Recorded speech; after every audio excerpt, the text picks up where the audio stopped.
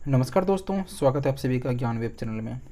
इस कोरोना महामारी में मैं उम्मीद करता हूँ आप जहाँ कहीं भी हो स्वस्थ होंगे, ठीक ठाक होंगे। चाहे आप घर में हो या आप जहाँ पे पढ़ाई करते हो या अपने रूम में हो, मैं भी ठीक ठाक हूँ। और देश की कैसा हालत है ये सभी को पता है। खैर, वो टॉपिक अलग है। सबसे पहला अगर हम लोग देखें इसमें से, ये सल्तनत काल का आज हम लोग चौथा पार्ट कवर करने वाले हैं। ये लास्ट है। इससे पहले हम लोग 3 पार्ट को कवर कर चुके हैं और ये लास्ट है।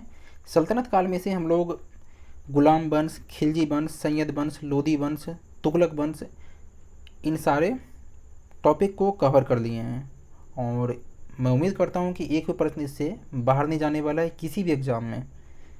यूपीएससी को अगर छोड़ दें, जितने भी सारे पीसीएस एग्ज़ाम हो रहे हैं, बिहार दरोगा हो गया, डीएसएसबी हो गया, या बीपीएससी, यूपी पीसीएस, यूपी का आरओ समीक्षा अधिकारी, इन सारे एग्ज़ाम का आप प्रीवियस ईयर क्वेश्चन उठा के देखें, घटना चक्र को देखें, तो आप एक भी क्वेश्चन इससे बाहर नहीं जाएगा।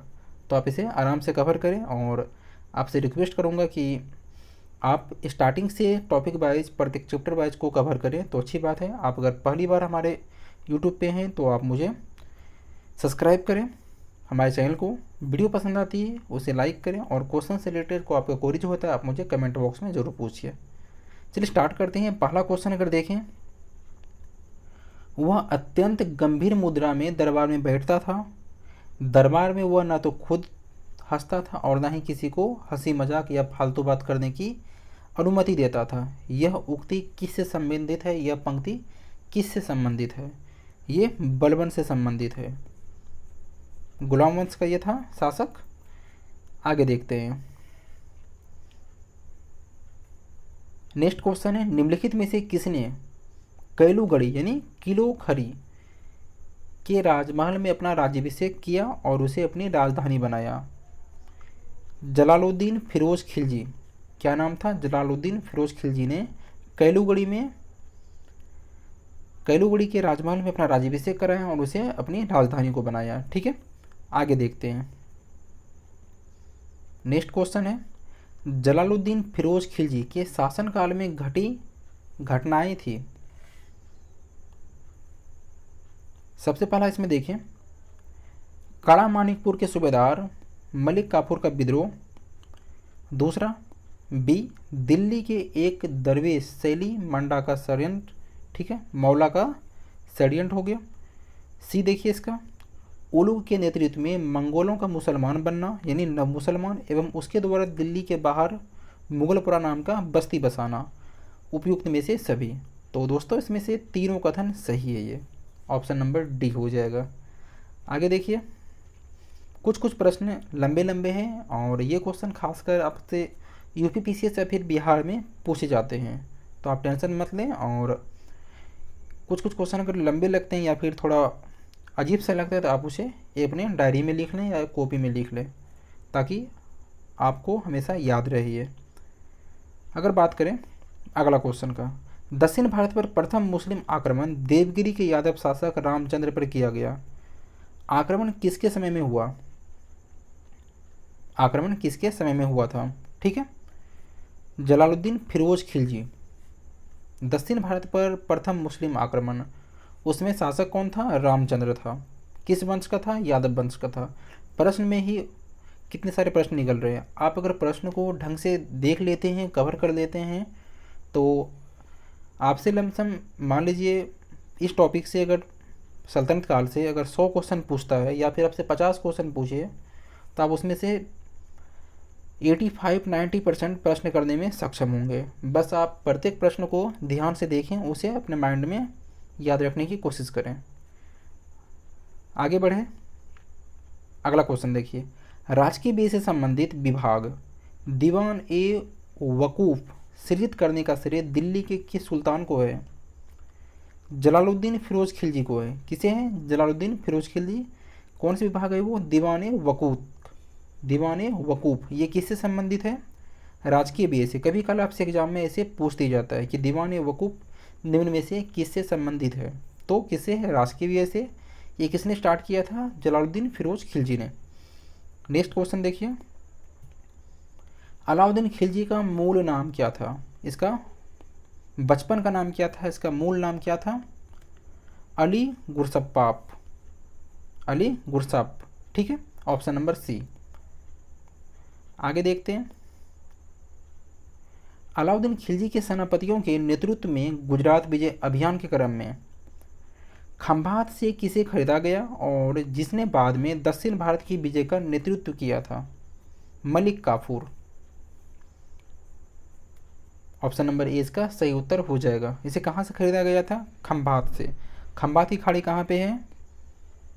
आपको पता होगा, नहीं पता है तो आप मैप में देखिए, इंडिया का मैप, वहाँ आपको दिख जाएगा इसका पश्चिमी भाग में। ठीक है,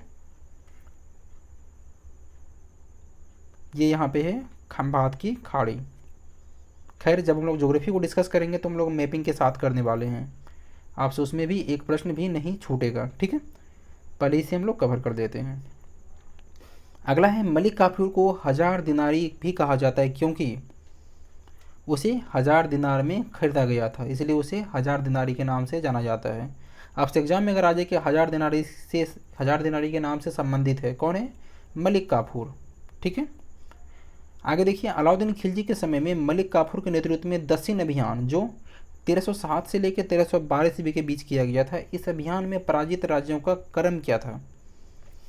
सबसे पहले देवगिरी पे किया था, वो पराजित हो गया। वारंगल है, होसल है और मदुरा है, इन चारों पे उसने विजय पाया था। आगे देखते हैं। अलाउद्दीन खिलजी ने कहाँ के शासक को 6 महीने तक राजधानी दिल्ली में रखा? राय रायन यानी राजाओं का राजा की उपाधि दी तथा गुजरात का नवसारी जिला उसके राज्य में शामिल करवा दिए। उस राजा का नाम क्या था? देवगिरी के शासक रामचंद्र देव को। Option number A. आगे देखिए।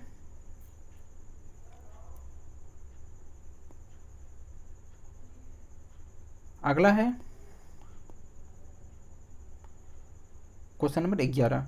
दक्षिण अभियान के क्रम में किसने मलिक काफूर को विश्व प्रसिद्ध कोहिनूर हीरा प्रदान किया और मलिक काफूर ने यह हीरा सुल्तान अलाउद्दीन को भेंट कर दिया? प्रताप रुद्रदेव। किसने किया था? प्रताप रुद्रदेव ने। आगे देखते हैं।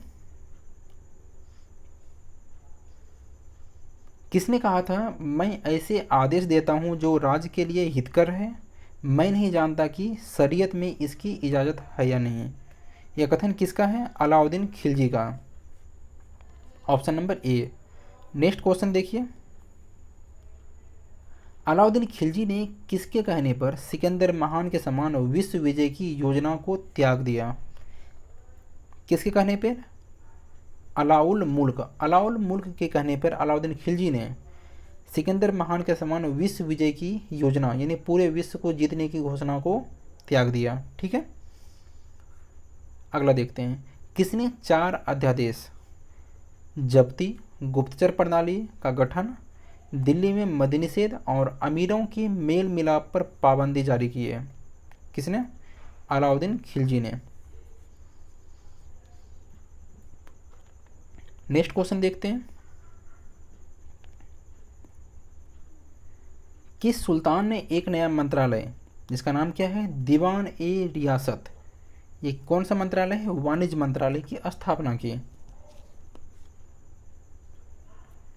अलाउद्दीन खिलजी ने किया। कभी कल आपसे एग्जाम में दीवान ए रियासत ये शब्द देगा और 4 ऑप्शन देगा कि यह किससे संबंधित है यानी किस मंत्रालय से संबंधित था। तो क्या हो जाएगा इसका सही उत्तर? वाणिज्य मंत्रालय। तो आप इसे भी ध्यान रख सकते हैं। आगे बढ़ते हैं। किसने सैन्य शासन के क्षेत्र में दाग घोड़ी पर या घोड़ा पर दाग चिन्ह लगाना एवं हुलिया सैनिकों के पहचान चिन्ह का प्रचलन किया? किसने? मतलब घोड़े को दागना और हुलिया लिखने का प्रचलन को स्टार्ट किया था? अलाउद्दीन खिलजी ने। Option number B. Next question. किस सुल्तान ने सैनिकों को भू अनुदान के स्थान पर नकद वेतन देने की प्रथा चलाई? अगर आप एक सीरियस स्टूडेंट हैं, आप गंभीरतापूर्वक एग्जाम्स को तैयारी कर रहे हैं और प्रश्नों को देख रहे हैं, तो उसमें से जितने सारे प्रश्न हम लोग यहाँ पे डिस्कस कर रहे हैं, आप प्रत्येक प्रश्न को अगर ध्यान से पढ़ रहे हैं तो आप खुद में ये अनुमान लगा सकते हैं कि ये प्रश्न कितना इम्पोर्टेंट है। प्रश्न अगर आप पढ़ते हैं तो आपको खुद में समझ में आना चाहिए कि ये प्रश्न पूछने की संभावना कितने हैं और ये प्रश्न वाकई एग्ज़ाम से संबंधित या एग्ज़ाम के लिए महत्वपूर्ण है या नहीं है। तो दोस्तों, आपको जितने सारे प्रश्न हम यहाँ पे डिस्कस किए हैं, आप अगर सही से फॉलो किए हैं तो आपको खुद पता चला होगा। ठीक है, चलिए इस प्रश्न को डिस्कस करते हैं।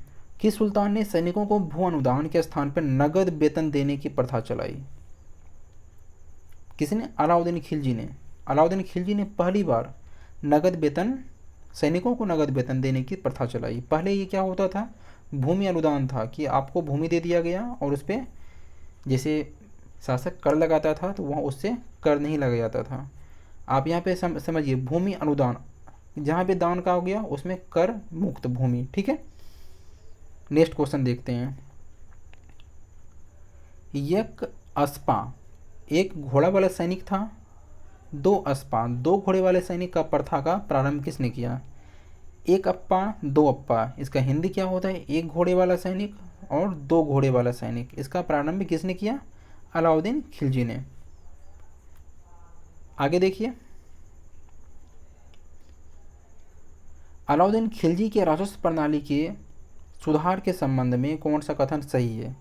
अलाउद्दीन खिलजी का जो शासनकाल था उसमें उसने जो राजस्व सुधार किए, इसमें से कौन सा कथन सही है?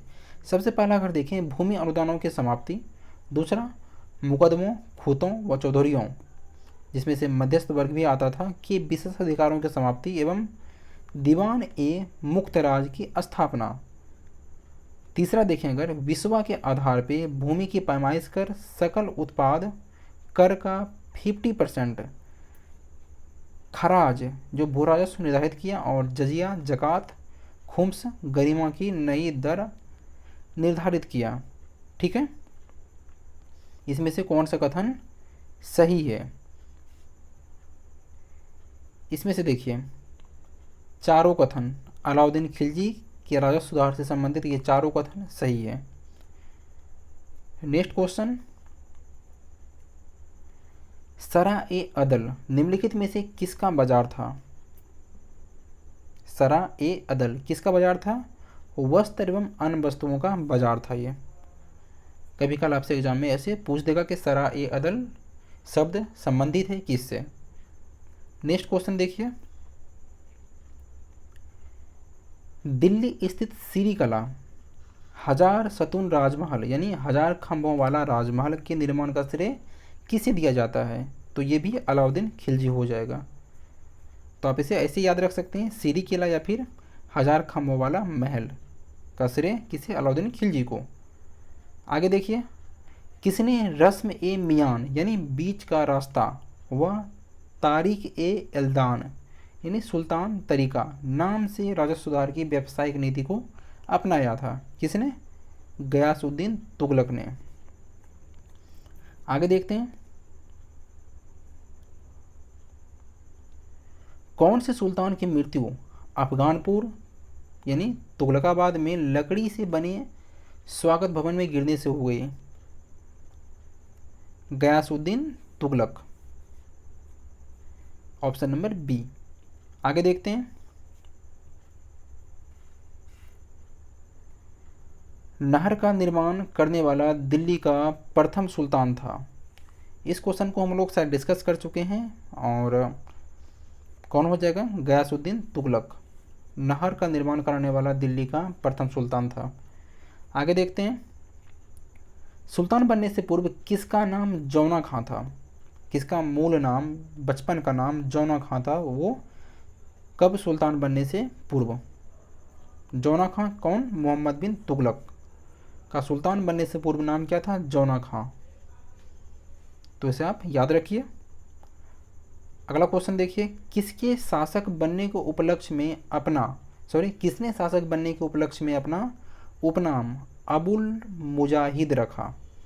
नाम थोड़ा अजीब सा है और इसे आप अपने डायरी में लिख लें या आपका जहाँ भी स्टडी रूम है या स्टडी टेबल है आप उसके सामने लिख के ऐसे नामों को चिपका दें ताकि वो हमेशा याद रहे। और ऐसे में अगर 2-3 बार इसको आप खुद से पढ़ लेते हैं या फिर रिवीजन कर लेते हैं तो अगर ऑप्शन में आ गया तो आप उसे आराम से टिक कर सकते हैं। ठीक है, ये ऑप्शन नंबर बी हो जाएगा, मोहम्मद बिन तुगलक।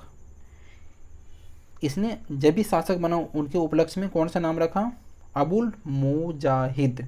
ठीक है, नेक्स्ट देखते हैं अगला क्वेश्चन। सुमिलित करने के लिए एक तरफ है मोहम्मद बिन तुगलक के शासन काल में स्वतंत्र हुए या नव स्थापित राज्यों का दिया हुआ है, और दूसरा तरफ है राज्यों के संस्थापक, यानी मोहम्मद बिन तुगलक के शासनकाल में जो भी राज्य स्वतंत्र हो गया, यानी उसके कार्यक्षेत्र से बाहर हो गया, उसके साम्राज्य से बाहर हो गया, और उस जो राज्य जो अलग हुआ था उसके संस्थापक या उसकी स्थापना किसने किया था, इसे हम लोगों को सुमिलित करना है। ठीक है, तो सबसे पहले अगर बात करें सूची एक में क्या दिया हुआ है? मदुरा, दूसरा है विजयनगर, तीसरा वारंगत और चौथा है बहमनी।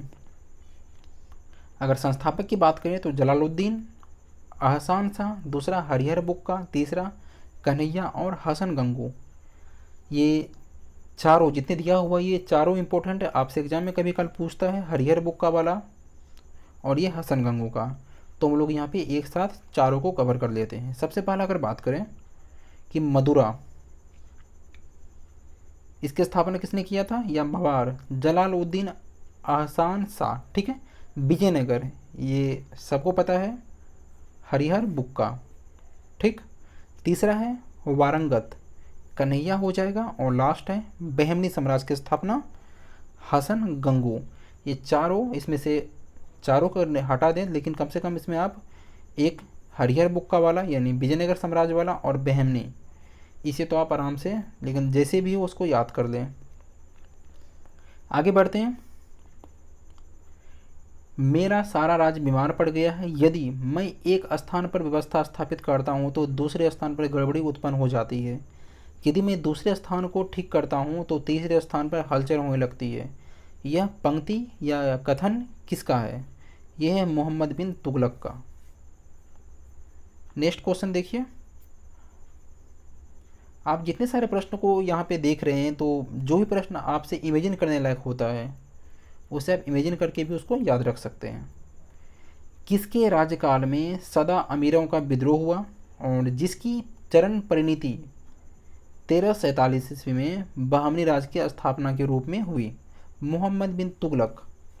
इसके काल में सदा अमीरों का विरोध हुआ, जो धनवान लोगों था उनका विरोध हुआ, और जिसका अंतिम जो चरम था वो 1347 में बहमनी राज की स्थापना के रूप में सामने आया। नेक्स्ट क्वेश्चन देखते हैं। मोहम्मद बिन तुगलक की मृत्यु कहाँ हुई थी? थट्टा में। कहाँ पे? थट्टा में। नेक्स्ट क्वेश्चन देखिए। राजशेखर या जिन प्रभा सूरी जैसे जैन विद्वानों को किस सुल्तान ने राजकीय संरक्षण दिया? मोहम्मद बिन तुगलक। राजशेखर या जिन प्रभा, इन सारे जो जैन विद्वान थे इनको संरक्षण किसने दिया था? मोहम्मद बिन तुगलक ने। आगे देखिए। किस सुल्तान ने 24 कष्टदायक करों के स्थान पर केवल 4 कर लगाए? फिरोज शाह तुगलक ने 24 से 4। Next question. निम्नलिखित में से किसने सेनाओं को नगद वेतन देने की व्यवस्था समाप्त कर वजह यानी भूमि कर वसूलने का अधिकार या इतलाक यानी धनादेश के लिए पत्र के माध्यम से वेतन का भुगतान किया? इससे पहले हम लोग डिस्कस कर चुके हैं कि अलाउद्दीन खिलजी प्रथम वैसा सुल्तान था जिन्होंने सैनिकों को वेतन देने की प्रथा का आरंभ किया, लेकिन इस प्रश्न में क्या है, इस प्रथा को किसने समाप्त कर दिया और उसके स्थान पे भूमि वसूलने का अधिकार दे दिया या धनादेश के लिए पत्र के माध्यम से भुगतान का आदेश दिया? कौन था वो? फिरोज शाह तुगलक। तो ऐसे आप लिंक करके पढ़ें तो जल्दी याद होगा। आगे देखिए दोस्तों, अगला क्वेश्चन है किस सुल्तान ने अपनी आत्मकथा फतुहात ए फिरोज शाह लिखी? मोस्ट इंपॉर्टेंट क्वेश्चन है, इसे आप तो बिल्कुल इग्नोर न करें, इसे बिल्कुल ध्यान से देखें आप। किस सुल्तान ने अपनी आत्मकथा फतुहात ए फिरोज शाह लिखा? फिरोज शाह ने, फिरोज तुगलक ने। नेक्स्ट क्वेश्चन देखिए। किस सुल्तान ने हासिल ए सर्व या हक ए सर्व जो एक सिंचाई कर था नाम का नया कर लगाया? आपसे एग्जाम में पूछ दिया जाएगा या फिर पूछा जा सकता है कि हासिल ए सर्व या हक ए सर्व ये किससे संबंधित है? ये सिंचाई कर से संबंधित है। और इसे किसने लगाया था? तो फिरोज तुगलक ने। ऑप्शन नंबर ए इसका सही उत्तर हो जाएगा। आगे बढ़ते हैं। फिरोज तुगलक द्वारा स्थापित दार उल सपा क्या था? यह एक खैराती अस्पताल था। क्या नाम था उसका? दार उल सफा। ठीक है, आगे बढ़ें। किसने भूमि मापने का पैमाना गज ए सिकंदरी का प्रचलन किया था? गज ए सिकंदरी किससे संबंधित है? ये सिकंदर लोदी से। तो आप इसका नाम से भी इसको याद रख सकते हैं। ठीक है, आगे देखिए। किस मुस्लिम शासक के सिक्कों पर देवी लक्ष्मी की आकृति बनी है? मोहम्मद गौरी के सिक्के पर देवी लक्ष्मी की आकृति बनी हुई है। आगे देखें। रजिया बेगम को सत्ताच्युत करने में किसका हाथ था? यह इल्तुतमिश की बेटी थी। ये गुलाम वंश से संबंधित था, गुलाम काल से। तो इसको सत्ताच्युत यानी पद को हटाने में, इसको शासिका जो बनी थी उसको हटाने में सबसे ज़्यादा हाथ किसका था? तुर्कों का। क्योंकि इसने तुर्कों के विरोध के स्वरूप तुर्क चालीसा का गठन किया था, और जिसका ख़त्म किसने किया था? बलबन ने उसे समाप्त किया था। आगे देखते हैं। प्रसिद्ध यात्री इब्न बतूता के विषय में निम्नलिखित कथनों पर विचार कीजिए। ठीक है, वह मोरक्को का यात्री था। सबसे पहला देखिए, ऐसे प्रश्न यहाँ पे 4 ऑप्शन दिया हुआ है। अगर आप, ठीक है, ऐसे प्रश्न यूपीएससी में बराबर पूछा जाता है। तो मान लीजिए आप अगर सिंपल एग्जाम की तैयारी कर रहे हैं तो आपसे प्रश्न पूछेगा कि इब्न बतूता कहाँ का यात्री था, तो ऑप्शन 4 में से आपको एक ऑप्शन मोरक्को दिया जाएगा। दूसरा है 14वीं सदी में इस उपमहाद्वीप में यात्रा करते हुए उसने किताब उल हिंद में अपने अनुभवों का वृत्तांत किया। दूसरा क्वेश्चन यहाँ से निकलता है, किताब उल हिंद के लेखक कौन है या किससे संबंधित है? ये इब्न बतूता से। ठीक है, दूसरा क्वेश्चन हो गया। अब देखिए, वह चीन में दिल्ली के सुल्तान के दूत के रूप में भेजा गया था।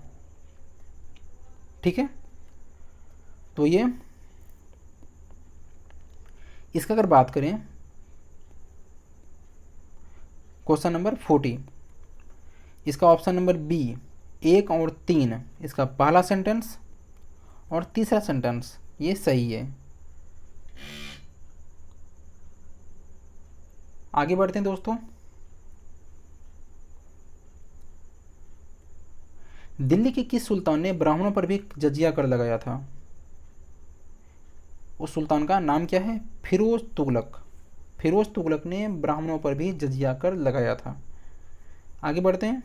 चंगेज खां का मूल नाम क्या था? तेमुचिन। नाम थोड़ा अजीब सा है, क्या है? तेमुचिन इसका मूल नाम है। नेक्स्ट क्वेश्चन देखिए। अच्छा, ये तो पूरा ख़त्म हो गया। तो 50 नहीं था इसमें 42 क्वेश्चन था। यानी टोटल हम लोग 192 क्वेश्चन को कवर किए हैं इस चैप्टर से। जाहिर सी बात है कि अगर आप सल्तनत काल में से 200 लगभग 200 प्रश्न अगर आप कवर करते हैं तो किसी भी एग्ज़ाम में इससे प्रश्न बाहर नहीं जा सकता है। और 2-3 क्वेश्चन अगर 100 में से 4-5 गलत भी हो जाए फिर भी आप उसे 80% प्रश्न को कवर करने में सक्षम होंगे। तो मैं उम्मीद करता हूँ कि जितने सारे प्रश्न हम लोग डिस्कस किए हैं वो आपको पसंद आया होगा।